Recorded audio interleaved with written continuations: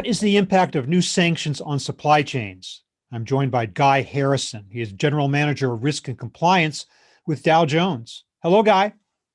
Hi, Robert. When we talk about sanctions on supply chains today, Guy, what types of sanctions are we talking about and for what?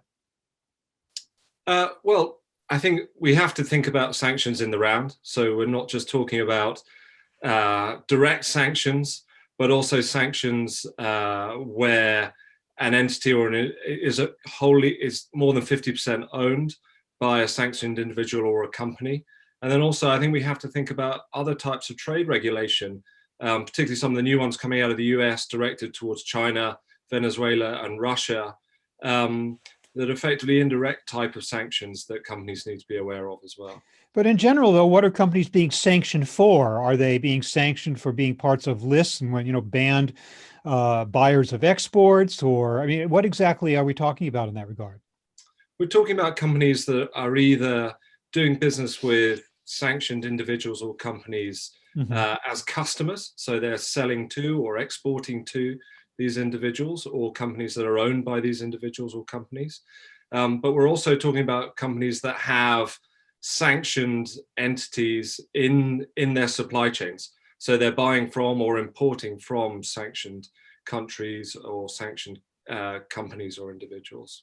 What are the hotspots right now in terms of sanctions? Where is this a biggest concern? So as I referenced earlier, sanctions regulation is just changing at a rate of knots at the moment. And I know it's really difficult for some of our customers to keep pace with the rate of change. Particular hotspots at the moment, clearly US, China, also Venezuela, Russia, as we mentioned earlier. I mean, a while back we saw Turkey sanctioned and then the sanctions removed within the space of about 30 days. You've had the impact of Brexit in the UK and the UK bringing out their own sanctions list as they left the EU. So huge amounts of change all over the globe and vast amounts of complexity that people have to keep up with if they're dealing internationally. In the United States, has the picture changed at all with the coming of the Biden administration in only its first month of being in power, of course, and maybe some of these sanctions are on the books and there's a longer term thing. But are we seeing major changes in this landscape because of President Biden? I don't think so. I think really what we're seeing is a continuation of the Trump administration's approach to sanctions and trade regulation. We might start to see different reasons for these regulations coming out. So, for example, perhaps more of a focus on human rights abuses rather than straight kind of trade war prompted sanctions. But really the direction of travel remains very much the same. You saw at the end of February, President Biden introduce a completely new review of supply chain and where people are sourcing all sorts of things from, in particular semiconductors. So I think this will continue apace under the Biden administration. And if anything, we will see a ratcheting up of these additional sanctions and trade compliance rules over the course of the next couple of years. Again, I want to drill down a little bit more to some of the specific things that are triggering sanctions. On one hand, we have financial regulations and anti-money laundering rules. To what extent is that a problem in the global landscape today? I think what we're seeing at the moment for corporates is they're really perhaps at a position that banks were in maybe back in 2008, 2009, where the regulators are really starting to catch up both to the money laundering risk, trade-based money laundering risk, and bribery and corruption risk that sits in the corporate supply chain in the same way that they did with the banks back in 2008 off the back of the global financial crisis. And really what that means is a lot more scrutiny. It means a lot more enforcement off the back of that scrutiny, and really huge implications for corporates, because if you fall foul of some of this regulation and get it wrong, the initial fine is the least of your worries. You also have to think about the reputational damage, which can mean loss of custom. It can mean loss of people wanting to do business with you in your supply chain. And often difficulty raising capital as well. So really quite far-ranging impacts of getting these things wrong. Rules on anti-bribery and corruption and the Foreign Corrupt Practices Act can be very difficult to juggle if you're in a country where that is the norm for doing business. And of course, there's no excuse for getting caught up in that. But to what extent is that a danger and a trap for companies now that have to be very careful about not falling into that, even if that is prevalent practice in the country in which they wish to do business? Well, I think if you are a US company, for example, doing business in a high risk jurisdiction, you cannot fall prey to those sorts of traps. Um, I think we've seen something of a, not necessarily a hiatus, but a pause in enforcement action of some of these big regulations through the pandemic. But I think as we start to exit the pandemic, there will be, we expect something of a regulatory catch up. When, Uh, yeah. Oh, go on. I'm sorry. Finish your thought. and we expect regulators to increase enforcement and almost kind of catch up for the last 12 months over the course of the next year or so. So really what that means for their customers is that they need to know all of their third parties, whether they're clients, customers, whether they're suppliers in these high risk jurisdictions.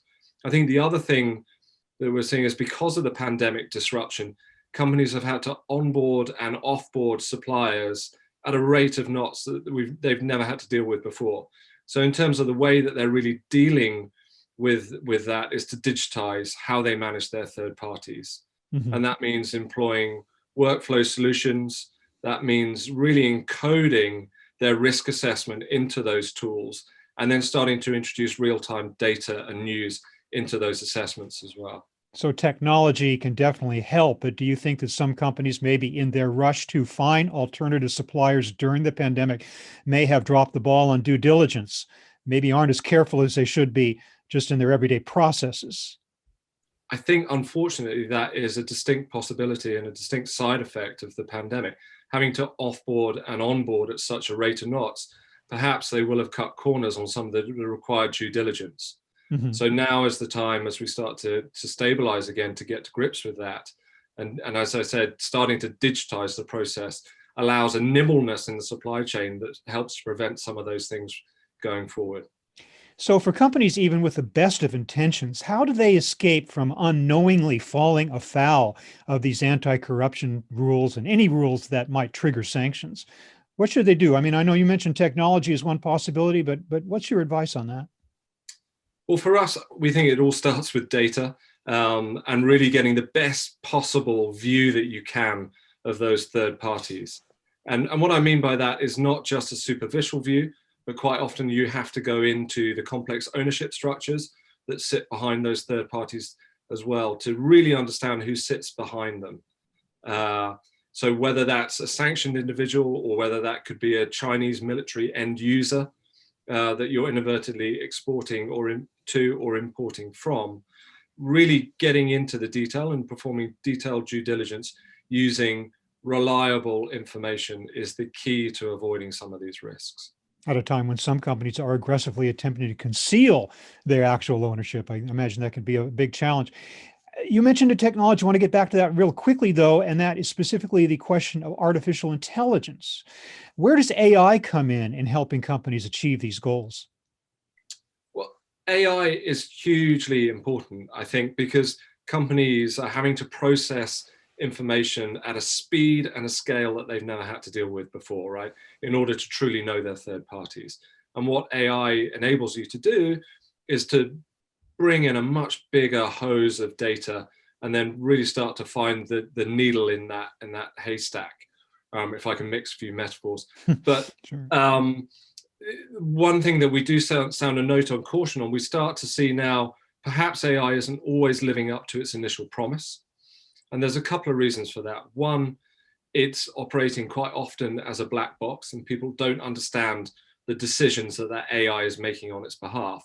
And perhaps more importantly, when the regulator comes in to examine those decisions aren't explainable to the regulator in the same way that they have been before. So explainability is certainly one issue. And then I think also you couple that with the the rights to some of the information that AI is bringing in as well. And do you really have the rights to look at that information? You know, organizations can be quite siloed in the various functions that exist within them that make up a global supply chain. Do you believe that companies have done a good job of including their compliance function into their larger supply chain risk management function, to the extent they even have one? I assume many do now.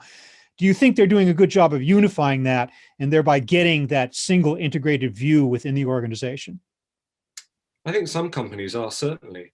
We've seen an elevation of the importance of compliance. And if you go back to what I was saying earlier about the risks that the firm are running by not complying, whether advertently or inadvertently, they're board level risks. And where they have been able to couple that with the digitization of some of their compliance processes, really they are starting to get that, understand the importance of the risks that they're running, and invest accordingly. Now, clearly, those are some of the perhaps more progressive companies that do have a dedicated chief compliance officer. And we don't see that uniformly across the board, but certainly in industries that have always had long and complex supply chains dealing in high risk jurisdictions, they're very much at the forefront of that activity. And I think some of the other companies can learn a lot from those companies that have been operating in those types of environments for a long time.